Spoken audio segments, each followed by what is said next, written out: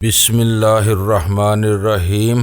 گمنام ہیرو کے معزز ناظرین، السلام علیکم۔ آئیے چلتے ہیں کہانی کی طرف۔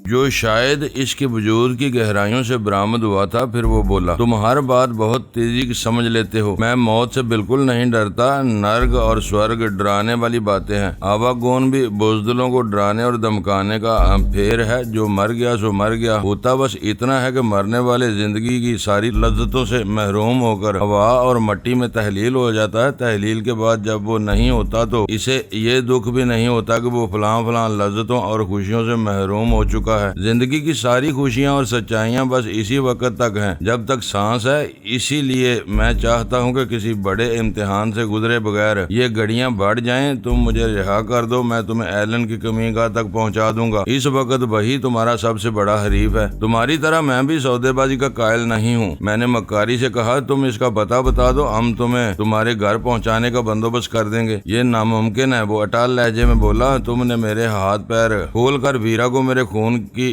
کھلی چھوٹ دے دی ہے۔ میں تمہارے کسی پھندے میں نہیں پھنسوں گا۔ ایلن کا پتہ حاصل کرنے کے لیے تمہیں پہلے مجھے آزاد کرنا ہوگا، اس کے بعد تم فون پر مجھ سے رابطہ کر سکتے ہو۔ یہ بھی ناممکن ہے، میں نے کہا اور دروازے کی طرف مڑ گیا۔ اول خان میرے پیچھے تھا۔ گفتگو ختم ہوتے ہی ویرا نے موتی لال پر حملہ کر دیا اور فضا میں اس کی مزاحمانہ آوازیں گونجنے لگی تھیں۔ اب اس کا زندہ رہنا بے سود ہے۔ باہر نکلنے کے بعد اول خان نے کہا، میرا خیال ہے کہ ویرا میرا اشارہ سمجھ چکی ہے اور اسے مار کر ہی دم لے گی۔ اس کے مرنے یا زندہ رہنے سے کوئی فرق نہیں پڑتا۔ میں نے فکر مندی کے ساتھ کہا، وہ زندہ رہا تب بھی ہمارا قیدی رہے گا۔ اس کے ساتھیوں کے لیے اس کی مسلسل گمشدگی بھی اسی قدر خوف کا باعث ہوگی جتنی موت ہو سکتی ہے۔ دیکھنا یہ ہے کہ پرتاپ کا پیغام ملنے کے بعد مکھرجی کیا کرتا ہے۔ مکھرجی، اول خان نے زیر لب کہا، اب اس کی باری آئے گی۔ ہم دونوں باتیں کرتے ہوئے دفتر کی عمارت کی طرف بڑھتے رہے۔ قطرنوں کے گودام کی طرف سے دما چوکڑی کی آوازوں کے ساتھ موتی لال کی اکا دکا دبی دبی چیخیں بھی سنائی دے رہی تھی۔ وہ پٹ رہا تھا اور اپنی زندگی کی طرف سے مایوس بھی تھا۔ اس کے باوجود وہ غیر ضروری طور پر چیخنے چلانے سے گریز کر رہا تھا۔ غالباً اسے اندازہ تھا کہ اس نے زیادہ شور مچایا تو اس کی زندگی کی رہی سہی ساعتیں اور بھی مختصر ہو سکتی ہیں، جبکہ وہ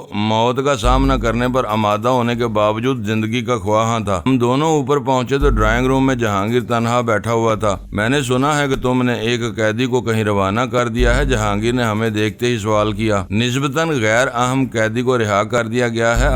اول خان کا آدمی اسے بے ہوشی کی حالت میں ہی ڈال کر واپس لوٹ آئے گا، دوسرے کا بھی جلد ہی فیصلہ ہو جائے گا۔ میں نے کہا، تم نے ایلن کے بارے میں کیا سوچا ہے؟ جہانگیر نے مجھ سے پوچھا۔ سلطان شاہ نے مجھے جو کچھ بتایا ہے، اس سے اندازہ ہو رہا ہے کہ وہ تم سے مل کر کام کرنے کے لیے تمہاری تلاش میں ہے۔ یہ بات اب مشتبہ ہو گئی ہے، میں نے جواب دیا۔ موتی لال نے جو کچھ کہا ہے وہ بہت خطرناک ہے۔ ہو سکتا ہے کہ ایلن پہلے میری مدد حاصل کرنے کے بارے میں سوچ رہا ہو، لیکن بھارتی ایجنٹوں نے اس کا ذہن بدل دیا ہو۔ اگر موتی لال کے بیان کو درست مان لیا جائے تو ایلن مجھے راستے سے ہٹانے کے موڈ میں آ چکا ہے۔ اول خان ڈرائنگ روم میں ٹہلتے ٹہلتے رک گیا اور بولا، اگر موتی لال سچ بول رہا ہے تو ایلن اور پیٹر کو اس فیکٹری کا پوری طرح علم ہونا چاہیے۔ تمہیں خائف کرنے کے لیے وہ یہاں فون بھی کر سکتا ہے۔ اس اثناء میں سلطان شاہ باتوں کی آواز سن کر وہیں آ پہنچا اور گفتگو میں شریک ہوتے ہوئے بولا، خوش قسمتی سے ان کی گاڑی کا نمبر نوٹ کر لیا گیا ہے، اس سے ان کی تلاش میں مدد مل سکتی ہے۔ گاڑی کے نمبر کے ذریعے معلومات حاصل کرنے کی ذمہ داری اول خان ہی کی پوری کر سکتا تھا۔ اس نے فوراً ہی سلطان شاہ کو بتایا ہوا نمبر اپنی ڈائری پر نوٹ کر لیا۔ موتی لال سے پوچھ گچھ کے دوران میں ہم میں سے کسی نے ایلن کے بارے میں بات کرنے کا پروگرام نہیں بنایا تھا۔ حقیقت یہ تھی کہ میں ایلن کے بھارتیوں سے روابط کے بارے میں کچھ سوچ ہی نہیں سکا تھا۔ وہ ایک ذہنی رو تھی جس میں بہ کر میں نے موتی لال سے ایلن کے بارے میں سوال کر ڈالا، اور اس سوال کے نتیجے میں غیر متوقع طور پر نئی باتیں سامنے آئی تھیں جو پریشان کن تھیں۔ سلطان شاہ ہمارے ساتھ بیٹھ گیا۔ اس سے معلوم ہوا کہ غزالہ کچن میں کھانے کی تیاری میں مصروف تھی۔ چند منٹ بعد کچن سے کچھ خوشبوئیں بھی آنے لگیں۔ جہانگیر ہماری باتوں سے الجھن محسوس کر رہا تھا۔ یہ بات اس کی سمجھ میں نہیں آ رہی تھی کہ افغانستان میں ایک معمولی کردار میں ٹکرانے والے دو غیر ملکیوں نے کراچی میں یک بیک اتنی اہمیت کیسے حاصل کر لی تھی؟ جب گفتگو آگے بڑھی تو وہ اٹھ کر اپنی خوابگاہ کی طرف چل دیا۔ مجھے اندازہ تھا کہ وہ کھانے کا دور شروع ہونے سے پہلے اپنی بھوک بڑھانے کے ارادے سے اٹھا تھا۔ ہم بیک وقت 2 سفارتی محاذوں پر لڑ رہے تھے۔ نارمن کے قونصل خانے سے ہماری کوئی کھلی ہوئی لڑائی نہیں ہوئی تھی۔ وہ لوگ پوری طرح جم کلارک اور اس کے ساتھ آنے والے ولیم اور راجر کی پشت پناہی کر رہے تھے۔ شی کے نئے سربراہ اور CIA کے فعال ایجنٹوں کو دورے پر آئے ہوئے سفارتی افسروں کا درجہ دے کر انہیں انتظامی مراعات کا حقدار ثابت کرنا چاہ رہے تھے۔ اہم بات یہ تھی کہ انہوں نے ان تینوں کی مدد کے لیے اپنے عملے کے کسی بھی فرد کو میدان میں آنے کی اجازت نہیں دی تھی۔ وہ تینوں شہر میں جو کچھ کرنا چاہتے تھے، اس کے لیے انہیں اپنی طاقت یا پھر کرائے پر حاصل کیے ہوئے مقامی بدماشوں کی قوت پر انحصار کرنا پڑا، اور یوں وہ بہت تیزی کے ساتھ یکے بعد دیگرے ختم ہوتے چلے گئے۔ ان تینوں کی موت امریکن قونصل خانے کے ذمہ داروں کے لیے صدمے سے زیادہ شرم کی بات تھی۔ وہ امریکہ سے آئے ہوئے 3 اہم افراد کو مناسب تحفظ فراہم نہیں کر سکے تھے، اس لیے ان تینوں کی موت کے بعد ان لوگوں کا واویلا قابل فہم تھا۔ ہمیں پورا یقین تھا کہ ان کی تسلی کے لیے بظاہر خوب بھاگ دوڑ ہوتی رہے گی، لیکن ہم پر کوئی آنچ نہیں آ سکے گی۔ اس حساس پس منظر میں ایلن کا یک بیک فعال ہو جانا خطرے کی گھنٹی سے کم نہیں تھا۔ ہمیں اپنے دشمنوں کے درمیان قریبی تعاون کے بارے میں کبھی کوئی خوش فہمی نہیں رہی تھی۔ پہلے بھی ایسے شواہد ہمارے سامنے آ چکے تھے کہ بھارتی اور امریکی ایک دوسرے کے شانہ بے شانہ چل رہے تھے۔ پاکستان کی جوہری طاقت کی تباہی سے ملک کے قانونی ڈھانچے کی شکست و ریگ تک ان کے درمیان مکمل مفاہمت پائی جاتی تھی، مگر پھر بھی ایک نقطہ بہت اہم تھا۔ وہ سب ضابطوں کے عادی تھے اور اپنی حدود سے تجاوز کرتے ہوئے متردد رہتے تھے، لیکن ایلن پر ایسا کوئی بوجھ نہیں تھا۔ اسے ایک طرف راس المیڈا کی مضبوط پشت پناہی حاصل تھی تو دوسری طرف کرنل جیسی جونز بھی اس کی کارکردگی پر انحصار کر رہا تھا۔ اگر اس نے ڈیوڈ سٹارز کی کسی نئی سازش کو عملی جامہ پہنانے کے ارادے سے موتی لال سے رجوع کیا تھا تو یہ بھی یقینی سی بات تھی کہ HD نارمن کا قونصل خانہ بھی اپنے زخموں کی کسک دور کرنے کے لیے اسے شے دے رہا ہو۔ اس وقت ایلن ایک مضبوط اور بھیانک حریف کا روپ اختیار کر چکا تھا۔ ہمارے سارے قابل ذکر دشمنوں کی امیدیں اس سے وابستہ ہو چکی تھیں۔ بظاہر ان میں مافیا کا کوئی وجود نہیں تھا، لیکن پشاور میں مارے جانے والے وجے کے دوہرے کردار نے راہ کے حوالے سے مافیا کو بھی سامنے کر دیا تھا۔ مجھے اول خان کے اس خیال سے اتفاق نہیں تھا کہ ایلن مجھے خوفزدہ کرنے کے لیے فیکٹری فون کر سکتا ہے۔ اول تو اسے علم ہی نہیں تھا کہ ہم نے موتی لال کو پکڑ لیا ہے اور وہ ہمیں اس کے عزائم سے باخبر کر چکا ہے۔ دوسری بات یہ تھی کہ وہ کھل کر میرے مقابلے پر آنے کا ارادہ رکھتا ہوتا تو خود دور رہ کر کسی تربیت یافتہ کتے کو فیکٹری کی طرف روانہ نہیں کرتا۔ وہ اس وقت پس پردہ رہ کر مجھے ہراساں کرنے کی کوشش میں تھا۔ یہ ایک اتفاق ہی تھا کہ ان دونوں کے پیچھے جانے والی گاڑی میں سلطان شاہ بھی موجود تھا، جو انہیں شناخت کرنے میں کامیاب ہو گیا۔ وہ نہ ہوتا تو پتہ بھی نہ چل پاتا کہ کتے کے مالکان کون تھے۔ مجھے صرف ایک بات کی پریشانی تھی کہ وہ فیکٹری ایلن کی نگاہوں میں آ گئی۔ شہر میں ہمارے کسی دوست یا دشمن کو اس ٹھکانے کا علم نہیں تھا، لیکن وہ خبیث اس راز سے واقف ہو چکا تھا۔ کھانا تیار کرتے ہی غزالہ نے میز لگانی شروع کر دی۔ وہ ویرا کی غیر موجودگی پر بڑبڑا رہی تھی، لیکن ہم لوگوں کے میز پر پہنچنے تک ویرا بھی لوٹ آئی۔ اس کے چہرے یا جسم کے کسی حصے پر کوئی خراش نہیں تھی، لیکن لباس وغیرہ پر موتی لال کے خون کے تازہ دھبے نمایاں تھے۔ اس کے چہرے سے تکان کا اظہار ہو رہا تھا۔ کافی دیر لگا دی، تم کہاں رہ گئی تھی؟ اسے دیکھتے ہی غزالہ نے پوچھا۔ یہ موتی لال کو مار رہی تھی، سلطان شاہ اسے جواب دے کر ویرا سے مخاطب ہو گیا۔ ہاتھ پیر دھو کر آؤ، خون کے دھبوں سے طبیعت میں کراہت پیدا ہو رہی ہے۔ تو کیا تم نے اسے بالکل ہی مار دیا؟ جہانگیر نے مخمور آنکھوں سے ویرا کا جائزہ لیتے ہوئے پوچھا۔ کوشش کی تھی مگر وہ بہت ڈھیٹ اور سخت جان ہے، ویرا کرسی چھوڑتے ہوئے بولی۔ فی الحال صرف بے ہوش ہوا ہے، میں اس کے ہاتھ پیر باندھ آئی ہوں، دوسرے راؤنڈ میں اس کا خاتمہ ہوگا۔ اس وقت وہ اندھیرے میں پڑا ہوا ہے، وہ وہاں اکیلا پڑا رہے گا۔ اول خان کا آدمی پرتاپ کو لے کر گیا ہوا ہے، میں نے کہا۔ پڑا رہے، میں نے دروازے کو باہر سے کنڈی لگا دی، وہ بے پرواہی سے بولی۔ ریشم خان نے اپنی چارپائی ایسی جگہ ڈال لی ہے جہاں سے وہ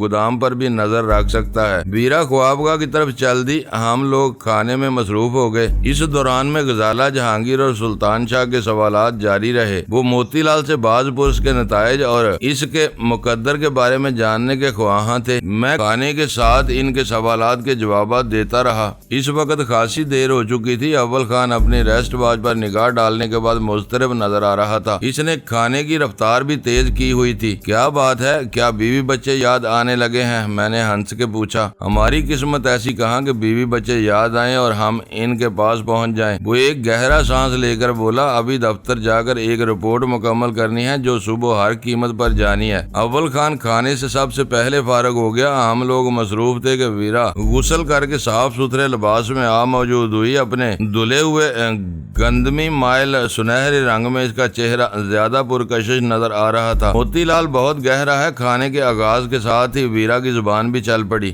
معلوم ہوتا ہے کہ آج ہم سب کی عقلوں پر پتھر پڑے ہوئے تھے، ورنہ پرتاپ کو تاوان والی کہانی سنانے پر وقت برباد نہ کیا جاتا۔ اس میں کیا خرابی ہو گئی؟ اول خان نے چونک کر سوال کیا۔ کلفٹن والے مکان میں جب میں نے موتی لال پر بھیم گن تان کر راجے جیسے انجام کی دھمکی دی تو وہ مجھے پہچان گیا تھا۔ اس کے لیے یہ نتیجہ اخذ کرنا مشکل نہیں تھا کہ وہ کن لوگوں میں ہے، ویرا نے کہا۔ پہچاننے کے باوجود وہ تمہاری آنکھوں کی رنگت سے دھوکہ کھا رہا تھا۔ اسی بے یقینی کے عالم میں وہ بے ہوش کر دیا گیا۔ میں نے ویرا کو یاد دلایا، ہماری عقلوں کے پتھر تمہیں کیوں یاد آ رہے ہیں؟ تیر کمان سے نکل چکا ہے، جو ہونا تھا وہ ہو گیا، لیکن موتی لال یہی کہہ رہا ہے کہ اسے ابتدا ہی سے پوری صورتحال کا اندازہ ہو چکا تھا، لیکن وہ کسی مناسب موقع کی تلاش میں اپنی زبان بند کیے تمہاری باتیں سنتا رہا۔ یہ اس کی بدقسمتی ہے کہ وہ مناسب موقع آخر تک نہیں مل سکا۔ اس کا مطلب ہے وہ تخلیہ میں تم سے کھل کر بات کر رہا تھا۔ سلطان شاہ نے فکرہ کسا۔ ایلن کی شناختی خوشی میں آج تمہیں معافی ہے، جو چاہو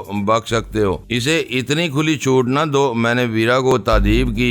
2 منٹ میں تم بدک جاؤ گی۔ یہ بتاؤ کہ تم نے اسے کس امید میں زندہ رکھا ہے؟ اول خان ایک بار پھر اپنی ریسٹ واچ کی طرف متوجہ ہوا اور پھر اضطراری انداز میں کرسی چھوڑ کر کھڑا ہو گیا۔ برداشت اور سخت جانی کا مظاہرہ کرنے کے باوجود اس کے اندر ٹوٹ پھوٹ کا عمل شروع ہو چکا ہے۔ بے خیالی میں اس نے صرف اتنا اگلا ہے کہ ایلن نرسری کے علاقے میں ٹھہرا ہوا ہے۔ ہو سکتا ہے کہ اگلی ملاقات میں وہ کام کی کوئی اور بات بتا دے۔ اسی امید میں نے اسے مارنے میں عجلت نہیں کی۔ میں نے اسے بہت بے رحمی سے مارا ہے، لیکن وہ بے حیائی کے ساتھ پٹ کر بھی کئی بار مسکرایا تھا۔ معلوم ہوتا ہے کہ وہ کسی خطرناک ذہنی مرض میں مبتلا ہے۔ میں تھک کر سست ہو جاتی تھی تو وہ کوئی نہ کوئی گھٹیا حرکت کر کے مجھے اتنا مشتعل کر رہا تھا کہ میں دوبارہ پوری قوت سے اس کی ٹھکائی شروع کر دیتی تھی۔ میں نے نرسری کا علاقہ ذہن نشین کر لیا ہے، اول خان الوداعی انداز میں بولا۔ واپسی پر میرے تیسرے آدمی کو بھی یہیں روک لینا۔ تم کھانا کھاؤ، میں جا رہا ہوں، اب کل بات ہوگی۔ اگر تم سے رابطہ ہونے سے پہلے موتی لال چل بسے تو کیا کرنا ہوگا؟ میں نے پوچھا۔ میرا کوئی بھی آدمی اسے ٹھکانے لگا دے گا۔ یہ کہتا ہوا وہ نکاسی کے راستے کی طرف بڑھ گیا۔ ہمارے درمیان کوئی تکلف باقی نہیں رہا تھا، بس باہمی احترام اور وفاداری کے سہارے گاڑی چل رہی تھی۔ ہم میز پر بیٹھے کھانے میں مصروف رہے اور اول خان برا مانے بغیر واپس چلا گیا۔ کھانے کے بعد ویرا غزالہ کو ساتھ لے کر چھت پر چلی گئی اور وہ چہل قدمی کے ساتھ دوربین سے اس علاقے کا تفریحی جائزہ بھی لینا چاہتی تھی۔ میں ڈرائنگ روم میں آ کر کسل مندانہ انداز میں ایک صوفے پر دراز ہو گیا۔ سلطان شاہ نے ٹیلی ویژن کھول لیا اور جہانگیر نہایت فدیانہ انداز میں میرے قریب قالین پر وا بیٹھا۔ نیچے کیوں بیٹھے ہو؟ میں نے جہانگیر کو گھور کر پوچھا۔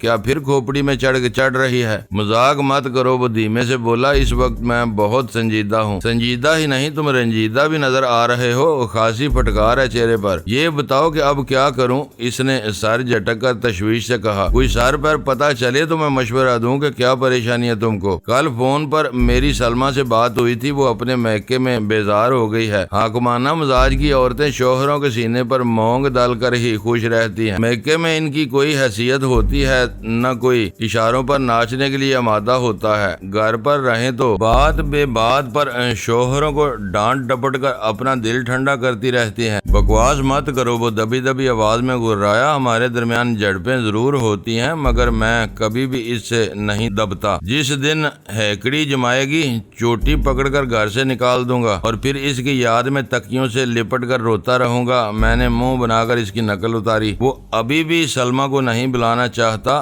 وہ اکڑ گیا۔ کل کی باتیں سن کر میرا دل پسیج گیا تھا۔ شادی شدہ عورت اپنے گھر آنا چاہے تو یہ اس کا حق ہے۔ معلوم ہوتا ہے کہ نادیہ کی موت کے بعد تم بالکل لنڈورے رہ گئے ہو، جب بھی بیوی کے حق میں خیر کی باتیں سوچ رہے ہو۔ یہ کوئی بری بات نہیں، اس میں تمہاری بڑائی ہے۔ یار دیکھو نا، ڈور ڈنگر بھی دن بھر جھاڑ جنگاڑ سے لے کر پھول پتوں باتوں تک پر منہ مارتے رہتے ہیں، لیکن سورج ڈلتے ہی اپنے باڑوں کی طرف چل دیتے ہیں۔ اپنا بھی کچھ ایسا ہی حساب کتاب ہے۔ دوستیاں تو بس گزارے اور تبدیلی کے لیے ہوتی ہیں۔ آدمی کا اصل بندھن وہی ہوتا ہے جو اپنی عورت کے ساتھ ہوتا ہے۔ میں آج ذرا سی کوشش کروں تو 10 نادیائیں مل سکتی ہیں، لیکن سلمیٰ کا اپنا مقام ہے۔ سلمیٰ تمہارے یہ نادر خیالات سن لے تو خوشی سے اس پر شادی مرگ طاری ہو سکتی ہے۔ میں نے تن سے کہا، یہ اچھی بات ہے کہ اس بار تم سلمیٰ کی کمی محسوس کر رہے ہو۔ مجھے معلوم ہے تم ہر طرف سے مسائل میں جکڑے ہوئے ہو، لیکن میں پھر بھی تمہیں تنگ کر رہا ہوں۔ میں کیا کروں؟ مجھے دور دور تک اپنا کوئی دوسرا دوست یا ہمدرد نظر نہیں آتا۔ میں کسی کا ہمدرد نہیں ہوں۔ مجھے ہمدرد دواخانہ بنانے کی کوشش مت کرو۔ اس نے دانت نکال دیا۔ پھر بتاؤ میں کیا کروں؟ سلمیٰ کو کیا جواب دوں؟ مجھ سے کیا پوچھ رہے ہو؟ بلا لو اسے، میں نے روا روی میں کہہ دیا۔ تمہارا مطلب ہے کہ اب میرے گھر پر کوئی خطرہ نہیں ہوگا؟ اس نے تائید طلب لہجے میں پوچھا۔ اس وقت مجھے جہانگیر کی پریشانی کا صحیح اندازہ ہوا اور میں نے سنبھل کر کہا، اس بار تم میری وجہ سے لمبے چکر میں آئے ہوئے ہو۔ میری مانو تو اس گھر میں واپسی کا ارادہ ترک کر کے اسے بیچنے کی فکر کرو۔ فی الحال کلفٹن کے علاقے میں کوئی کشادہ فلیٹ کرائے پر لے لو، بعد میں اپنی پسند کا نیا گھر خرید لینا۔ نئی جگہ تمہارے لیے ہر اعتبار سے بہتر رہے گی۔ تم ٹھیک کہہ رہے ہو، لیکن سلمیٰ کلفٹن کے علاقے میں خوش نہیں رہ سکے گی۔ کیوں؟ وہاں کون سے کیڑے پڑ گئے؟ وہ پاکستان کا سب سے مہنگا اور بہترین رہائشی علاقہ ہے۔ میرا اس علاقے میں کثرت سے آنا جانا رہا ہے۔ اس میں کوئی شبہ نہیں کہ کلفٹن میں وفادار خاندانی شرفا کی ایک بڑی تعداد رہتی ہے، لیکن نودولتیوں کی یلغار کی وجہ سے وہاں مجموعی طور پر ڈسکو معاشرہ پروان چڑھ رہا ہے۔ ہر شخص دوسرے کو معروف کرنے کے چکر میں لگا رہتا ہے۔ جس کی جیب میں گڈیاں بھری ہوں وہ جاتا ہے اور پسند کا مکان یا فلیٹ خرید لیتا ہے۔ کوئی اس سے نہیں پوچھتا کہ یہ رقم کہاں سے آئی ہے، محنت سے کمائی گئی ہے یا چوری ڈاکے اور ہیروئن فروشی سے حاصل کی گئی ہے۔ بس میں سمجھ گیا۔ میں نے اسے بات مکمل نہیں کرنے دی۔ میرے سامنے زیادہ پارسا بننے کی کوشش نہ کرو۔ تمہیں اپنا کاروبار جمائے چند ہی برس ہوئے ہوں گے۔ تمہارے سارے اثاثے شی کی کمائی سے بنے ہیں۔ شروع میں تم بھی میری ہی طرح ننگے بھوکے تھے۔ ہیروئن کا پیسہ بٹور کر آج تم معزز اور خاندانی بننے کی کوشش کر رہے ہو۔ ہم میں سے سب سے بڑی خرابی یہی ہے کہ دوسروں پر ایک انگلی اٹھاتے ہوئے ہم یہ بھول جاتے ہیں کہ ہماری 3 انگلیاں خود ہم پر اٹھ رہی ہیں۔ میں اپنی بات نہیں کر رہا، میں ہر جگہ گزارا کر سکتا ہوں، لیکن اب میں اکیلا نہیں ہوں۔ مجھے سلمیٰ کی پسند اور ناپسند کا خیال رکھنا پڑتا ہے۔ وہ بہرحال ایک معزز اور آسودہ حال گھرانے کی لڑکی ہے۔ علاقے کے انتخاب کا اختیار تم کو ہے۔ بس نیا گھر لو اور سلمیٰ کو بلا لو۔ تم نے میرے سر سے بہت بڑا بوجھ اتار دیا۔ میں صبح ہی سے کام شروع کرتا ہوں۔ کسی نہ کسی طرح پرانے گھر کا قیمتی ساز و سامان بھی نکال لیا جائے گا۔ اس کی طرف سے تم بے فکر رہو۔ سلمیٰ کی تجوری میں میری امانت بھی پڑی ہوئی ہے۔ اول خان کے آدمی وہاں کی ایک ایک چیز تمہارے نئے گھر میں پہنچا دیں گے۔ اپنا مسئلہ تمہارے سامنے رکھتے ہی آدمی بے فکر، اس کا فکرہ ادھورا رہ گیا۔ زینوں پر تیز قدموں کی چاپ سنائی دے رہی تھی، جیسے کوئی تیزی سے سیڑھیاں اتر رہا ہو۔ ہم دونوں اپنی گفتگو بھول کر زینوں کی سمت میں دیکھنے لگے۔ سلطان شاہ بھی ٹی وی کو بھول کر اسی طرف متوجہ ہو گیا۔ چند ہی لمحوں میں ویرا بکھلائی ہوئی نمودار ہوئی اور تیز سانسوں کے درمیان نیچی آواز میں بولی، پولیس ابھی پولیس کی 3 گاڑیاں فیکٹری کے گیٹ پر رکی ہے۔ میں نے سرعت سے اپنی جگہ چھوڑ دی۔ اگر پولیس خاموشی کے ساتھ وہاں پہنچی تھی تو آثار کچھ اچھے نہیں تھے۔ نارمن کے بڑوں نے میری گرفتاری پر خطیر انعام مقرر کیا ہوا تھا۔ اس کے لالچ میں کوئی بھی جوان سال تالے ازما میرے ہاتھوں میں آہنی زیور پہنا سکتا تھا۔ میں ویرا کے ساتھ غائب ہو رہا ہوں، میں نے سرگوشیانہ لہجے میں کہا۔ ان لوگوں سے ایس ٹی ایف والے نمٹ لیں گے، انہیں اوپر سے بلا لو۔ میں نے اپنا فکرہ مکمل ہی کیا تھا کہ اوپر سے بشیر اپنے دوسرے ساتھی کے ہمراہ نیچے آ گیا۔ اس وقت تک پولیس والوں کی اجنبی اور اونچی آوازیں عمارت کی نچلی منزل میں سنائی دینے لگی تھی۔ ریشم خان انہیں بٹھانے اور نیچے ہی روکنے کی کوشش کر رہا تھا، لیکن ان کا کوئی افسر پوری عمارت کی تلاشی لینے پر مصر تھا۔ وہ مصیبت بالکل ناگہانی نازل ہوئی تھی۔ پولیس والے اتنی خاموشی اور تیزی کے ساتھ وہاں آئے تھے کہ کچھ سوچنے سمجھنے کی مہلت ہی نہیں مل سکی تھی۔ مجھے اوپر سے نیچے جانے والے کسی دوسرے راستے کا علم نہیں تھا۔ واحد زینے کے نیچے پولیس کی نفری موجود تھی۔ وہ کسی بھی لمحے زینے طے کر کے اوپر کی اقامتی منزل پر آ سکتے تھے۔ میرے لیے ان سے بچنے کی بس ایک ہی راہ تھی کہ زینے چڑھ کر کھلی چھت پر پہنچ جاؤں اور وہاں سے نکل بھاگنے کی کوئی راہ تلاش کروں۔ پولیس کا نام سنتے ہی میری چھٹی حس نے خطرے کا نعرہ بلند کر دیا لیا تھا اور میں ہر قیمت پر ان وردی پوشوں کی نظروں سے دور رہنے کا فیصلہ کر چکا تھا۔ اگر وہ لوگ ذرا سی دیر پہلے آ گئے ہوتے تو اول خان بنفس نفیس فیکٹری میں موجود ہوتا۔ اس کی موجودگی میں تحفظ اور عافیت کے ایک عجیب سے احساس سے سرشار رہتا تھا۔ بدقسمتی سے وہ جا چکا تھا، اس کے آدمی ضرور موجود تھے۔ میرا اندازہ تھا کہ پولیس والوں کو واپس بھیجنے کے لیے ان کی شناخت بھی کافی ہونی چاہیے تھی، لیکن میں ان کے بل بوتے پر قانون کے محافظوں کا سامنا کرنے کے لیے بالکل تیار نہیں تھا۔ میں ویرا کا ہاتھ تھام کر تیزی کے ساتھ زینے طے کرتا چلا گیا۔ میرے پاؤں ننگے تھے۔ یہ پولیس کہاں سے بیچ میں ٹپک پڑی، ویرا بنائے ہوئے لہجے میں منمنائی۔ یہ سب بعد میں سوچنے کی باتیں ہیں، فی الحال یہاں سے نکل بھاگنے کے بارے میں سوچو۔ میدان صاف ہونے تک یہاں سے دور رہنے میں ہی ہماری عافیت ہے۔ اگر وہ موتی لال والے گودام کی طرف جا نکلے تو جواب دہی مشکل ہو جائے گی۔ مجھے بھی معلوم ہے، مگر یہ منحوس کلمات منہ سے مت نکالو۔ میں نے اسے بری طرح جھنجھوڑ کر رکھ دیا۔ ویرا کو زینوں کے اختتام پر روک کر میں کھلی چھت پر چلا گیا۔ ریشم خان حفاظت اور بہتر چوکیداری کی وجہ سے ان دنوں پورے احاطے کی بتیاں جلا رہا تھا۔ میں نے عقبی دیوار کی طرف جا کر احتیاط سے نیچے جھانکا تو مجھے روشنی میں کئی مسلح پولیس والے نظر آئے۔ میں نے اضطراب کے عالم میں تیزی سے چاروں طرف کا جائزہ لے ڈالا، لیکن کوئی سمت خالی نظر نہیں آئی۔ پولیس والے پوری منصوبہ بندی کے ساتھ آئے تھے اور آتے ہی انہوں نے دفتر کی 2 منزلہ عمارت کو گھیرے میں لے لیا تھا۔ اس وقت مجھے فیکٹری کے تعمیری ضابطوں پر بہت شدت سے غصہ آیا، کیونکہ ان کی روز سے فیکٹری کو بجلی فراہم کرنے والے سب اسٹیشن کے سوا کوئی عمارت احاطے کی دیوار سے ملا کر تعمیر نہیں کی جا سکتی۔ دفتر کی عمارت گیٹ کے قریب بنی ہوئی تھی، لیکن احاطے کی 2 متصل دیواروں سے خاصی دور تھی، جس کے نتیجے میں پولیس والوں کو چاروں طرف سے محاصرہ کرنے کا موقع مل گیا تھا۔ عمارت کی کوئی ایک دیوار بھی احاطے کے ساتھ مشترک ہوتی تو اس کے سہارے براہ راست فیکٹری سے باہر نکلنے کا سنہرا موقع مل سکتا تھا۔ میں اس وقت بے بسی کی عجیب کیفیت سے دوچار تھا۔ ہم سب بہت بری طرح چوہے دان میں پھنس کر رہ گئے تھے۔ میں غیر ارادی طور پر ویرا کے قریب جا پہنچا۔ وہ آخری تاریخ زینے پر بیٹھی نیچے ہونے والی گفتگو سننے کی کوشش کر رہی تھی۔ انہوں نے دفتر میں میگزین اور ہتھیاروں کی پیٹی دیکھ لی ہے۔ میرا لمس محسوس کرتے ہی اس نے میرے کان کے نیچے سرگوشی کی۔ میں اس کے برابر میں بیٹھ گیا۔ پوری عمارت کی تلاشی ہوگی اور فیکٹری کا مالک تھانے جائے گا۔ ایک کرخت آواز سخت لہجے میں گونج رہی تھی۔ وہ لوگ دفتر سے اوپری منزل تک پھیل چکے تھے۔ وہی شخص تحکمانہ لہجے میں کہہ رہا تھا، تم لوگوں کے کارڈ ہم نے دیکھ لیے، لیکن ہم اپنا کام نہیں روکیں گے۔ دفتر میں ہتھیاروں اور فالتو گولیوں کا ذخیرہ پکڑا گیا ہے۔ ادھر تخریب کاری ہوتی ہے۔ کوئی قانون یہ نہیں کہتا کہ جہاں کسی فیڈرل ایجنسی کے آدمی موجود ہوں وہاں سے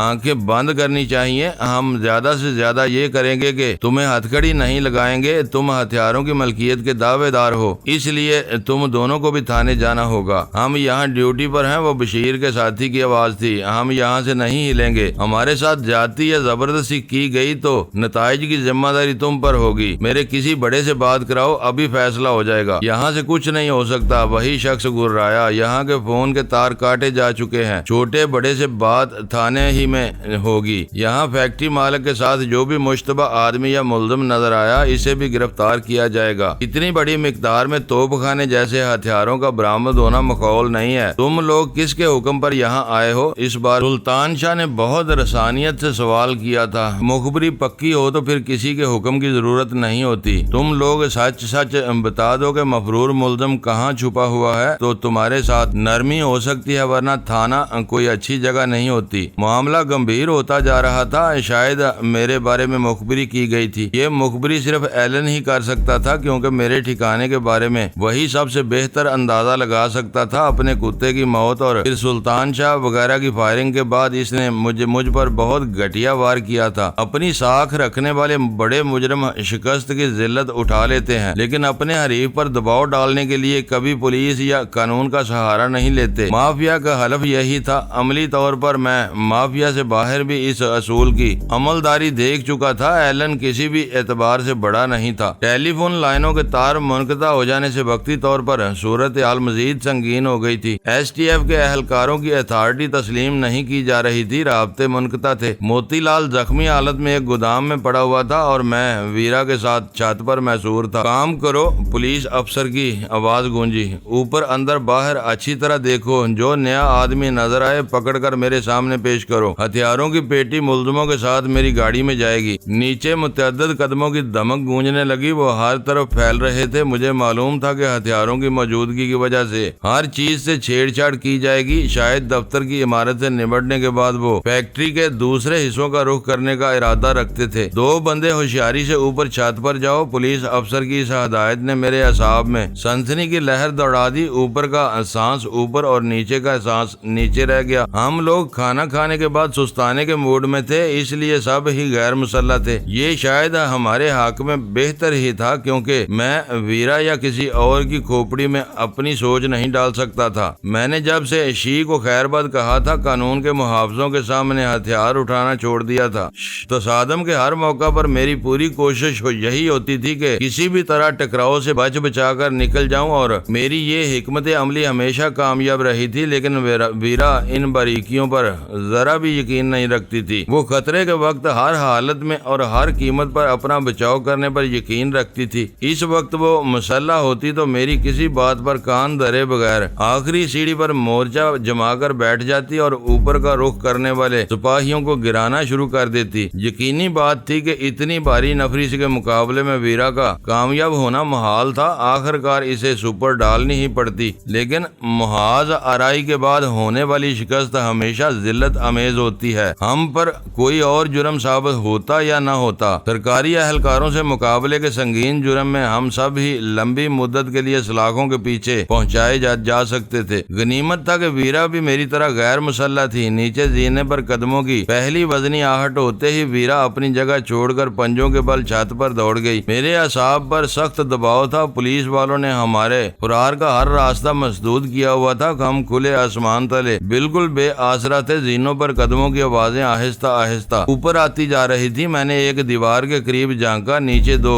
مسلح سپاہی خوش گپیوں میں مصروف تھے۔ کیا کریں، کہاں جائیں؟ ویرا کے ہونٹوں سے سرسراتی ہوئی متوحش آواز ابری۔ میرے ذہن میں روشنی کا کوئی گولا سا پھٹا۔ میں نے ایک بار پھر اسی دیوار پر سے جھانکا اور پیچھے ہو کر ویرا کا ہاتھ تھام لیا۔ جلدی آؤ، میرے ساتھ آؤ، وہ اوپر پہنچنے ہی والے ہیں۔ تم پاگل ہو، نیچے کود کر مر جاؤ گے، وہ اپنا ہاتھ چھڑانے کی ناکام کوشش کرتے ہوئے بولی۔ آؤ، میں وحشیانہ سرگوشی میں گرایا۔ میری سخت ہوتی ہوئی انگلیاں ویرا کی کلائی کے نرم گوشت میں بیٹھتی جا رہی تھی۔ اس نے خوف اور بے بسی سے میری طرف دیکھا اور دیوار کے قریب آ گئی۔ چھت کے گرد بنی ہوئی دیوار کی بلندی 3 فٹ سے زیادہ نہیں تھی۔ میں ویرا کو ساتھ لے کر دیوار سے چھجے پر اتر گیا۔ نچلی منزل کی کھڑکیوں اور دروازوں کو بچھاڑ سے محفوظ رکھنے کے لیے وہ چھجا عمارت کے چاروں طرف میں پھیلا ہوا تھا۔ ہمارے اترتے ہی پولیس والے چھت پر آ گئے۔ لو بھائی، ایس ایچ او صاحب کے حکم کی تعمیل ہو گئی۔ ایک آواز گونجی، یہاں تو چڑیا کا بچہ بھی نہیں ہے، کھلی چھت پر کون پاگل کا پتر چھپے گا؟ میں فوراً چھجے پر اندراز ہو گیا اور سرک کر دیوار اور چھجے کے جوڑ سے بالکل چپک گیا۔ ویرا نے کوئی چون چرا کیے بغیر میری تقلید کی۔ اس نے میرے پیروں سے اپنا سر جوڑ کر جگہ سنبھال لی تھی۔ ہم دونوں ایسی پوزیشن میں تھے کہ چھت پر سے باہر کا کوئی سرسری جائزہ لینے پر ہمارا دیکھ لیا جانا ممکن نہیں رہا تھا۔ جب تک کوئی سپاہی اوپر کی دیوار پر سے جھک کر دیکھ بھال نہ کرتا، ہمیں نہیں دیکھا جا سکتا تھا۔ چھت پر 2 افراد کے قدموں کی چاپ گونج رہی تھی۔ وہ دونوں آپس میں باتیں کرتے ہوئے چھت پر ٹہل رہے تھے۔ ان کے وہم و گمان میں بھی نہیں ہوگا کہ ان سے چند قدم کے فاصلے پر ایس ایچ او کے مطلوبہ شکار سانس روکے پڑے ہوئے ہیں۔ مخبری پکی ہوئی ہے، خالی ہتھیار پکڑنے پر بھی صاحب کی بڑی واہ واہ ہوگی۔ پھر آواز آئی، لیکن سمجھ میں نہیں آتا کہ مفرور اشتہاری ملزم کہاں غائب ہو گیا۔ منشی کہہ رہا تھا کہ فون کرنے والے گورے نے ٹوٹی پھوٹی اردو میں بس اتنا بتایا تھا کہ 15 لاکھ انعام والا ملزم ایس جے گارمنٹ فیکٹری میں چھپا ہوا ہے۔ صاحب نے یہ سنتے ہی نفری جمع کرنی شروع کر دی۔ سالہ ہاتھ لگ جائے تو 10-5 ہزار تو ہر سپاہی کے حصے میں بھی آ جائے گا۔ اتنی بڑی رقم صاحب اکیلا ہضم نہیں کرے گا۔ معزز ناظرین، لائک کریں، شیئر کریں اور کمنٹس باکس میں پاک آرمی زندہ باد، پاکستان پائندہ باد کا نعرہ ضرور درج کر کے اپنے ملک پر فخر کریں اور پاکستان کی بنیادیں مضبوط کرنے میں اپنا کردار ادا کریں۔ ویڈیو دیکھنے کا شکریہ۔ معزز ناظرین، اپنا خیال رکھیے گا اور ہمارے چینل کا بھی۔ ISI پاک آرمی زندہ باد، پاکستان پائندہ باد۔